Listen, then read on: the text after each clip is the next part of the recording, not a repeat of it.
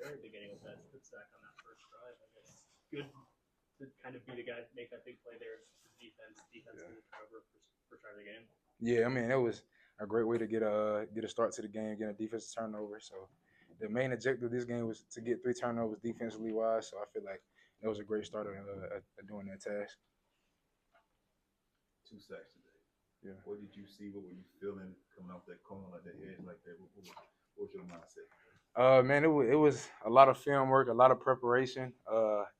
Sat down with a lot of my mentors, kind of broke down my own film, being my own critic. And that was really all it was, studying the opponent as well. Don't get me wrong, they were great guys. But, it was really more about critiquing myself and, making improvements on my own. Making a couple of plays out in pass coverage as well. Feel good. Yeah, man. Yeah, that's kind of out of the ordinary for my position. But being a hybrid outside linebacker like I am, it's a great addition to, create a disruption and just get us off the field. What's it say about this team?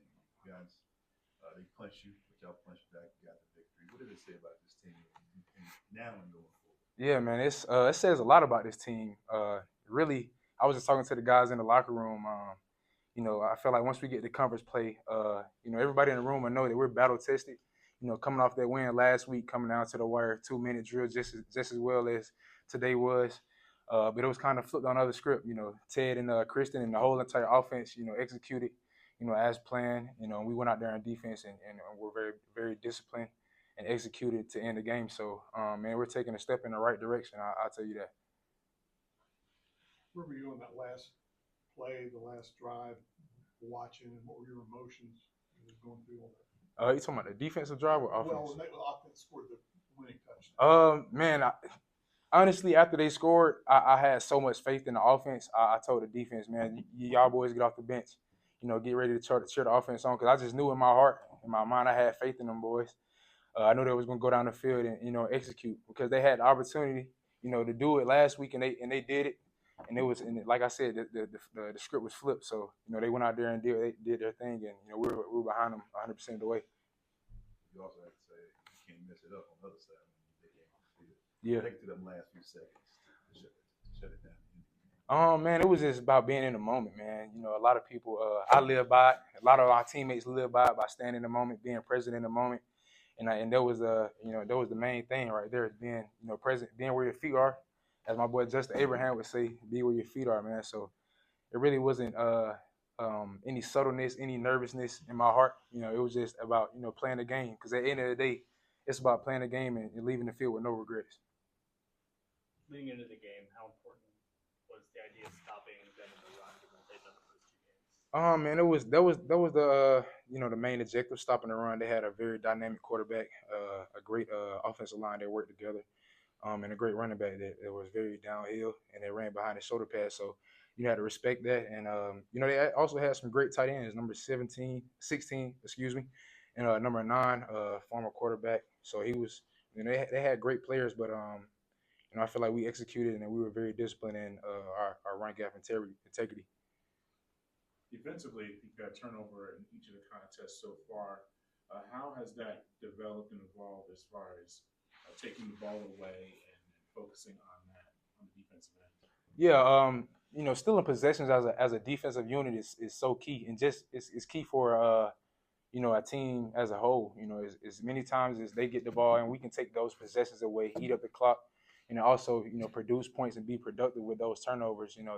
That's very vital in the success of getting the win. I gotta ask you this: take me through when you go around the corner on the edge like that, and you see the quarterback sitting there. Man, that strip sack. What was that feeling like? Man, I'm tell you what, my eyes opened up so big. I honestly, I was thinking to myself, I was like, man, it's too good to be true. I got a clean shot on the quarterback. That usually doesn't happen. So, it was just about, take the upfield shoulder, do the simple things and make it look easy. Now you have a bye week before your big rivalry contest. How do you approach these next 2 weeks, getting ready for Georgia Southern? Yeah, like I said, and like you always hear me say, it's all about us. Then there is no face on the other opponent. We have 12 games, and every game I see a Panther head. So, it's a rivalry game, but we can go back and watch this film and get better as a whole team, and and also respect your opponent as well. Don't get me wrong; they're a great team down there in Statesboro, but it's more about us and focusing on what we can improve. Since it's about us, I saw you after the game. Yeah. It was lit. There's just something different about this team. Yeah. Team chemistry, team morale has to be high for a win, but it's the stuff that gets done in the dark that doesn't really get talked about. What happened throughout this week? Like, what type of conversations you had to have throughout this week? You said you looked in the mirror yourself, but like, what was like the team chemistry like this week? Getting prepped for this week? Man, it really started preparation, man. I was telling Rod, our player development guy, it started with a mindset. We came out there, of course we're playing an SEC opponent, but it's still about us. But we came out there with a different mindset of, let's do something that we haven't did before, or that we have did before, but let's stack on top of the new era of Atlanta, and let's take a pivot in the right direction, I would say. Heard guys come off the field talking about the new Atlanta. What does that mean to you? Why is that something that you guys kind of right on? It's just about the message that Coach McGee came in here with. I was here when he first got here, and I remember sitting in his office, and he was telling me that it's all about the new Atlanta, all about the new era. But I feel like we got a group of guys that's bought into the new era of Coach McGee. He's a great guy, a very intelligent guy, a guy that's very composed. He controls the highs and lows, and he's a great leader. So, it's an honor and a privilege to play for a guy like that. And the new Atlanta is, it's a slogan, but it's something that we, take heart in and take a lot of pride in as well. Any more questions? Abraham didn't play tonight, but y'all knew that coming into it. Is y'all like extra, fuel in the tank for Abraham? Man, yeah, Abraham is a guy that's always gonna have energy, man. He was up there cheering us on the whole time, waving the towel, being the juice guy.